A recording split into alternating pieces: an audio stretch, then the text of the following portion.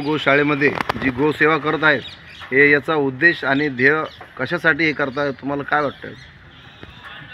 गौसेवा हे मुख्य जनावरांसाठी सुरू करण्यात आलेली आहे पांजरापूल संस्थेद्वारा.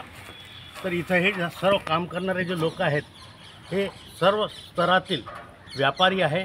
ते सकाळच्या वेळेस गो सेवेसाठी निशुल्क निस्वार्थ सेवेसाठी इथं येतात. ते कोणत्याही प्रकारचं शुल्क घेत नाही, स्वतःहून पैसे लावतात, बाजारातून पैसे गोळा करून हे सर्व सेवा इथं देतात.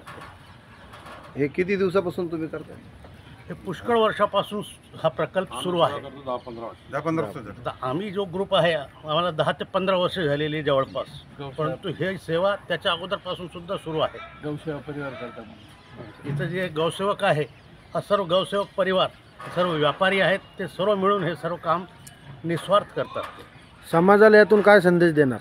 समाजातून याच्यात असं आम्ही एकच संदेश देऊ इच्छितो की प्रत्येकाने आपली जबाबदारी समजून मुक्या प्राण्यांची सेवेसाठी या गौशाळेत सर्वांनी त्यांचे लग्नाचे जे वाढदिवस असतो, त्यांचे स्वतःचे वाढदिवस असेल तर त्यावेळेस त्यांनी इथं यावं.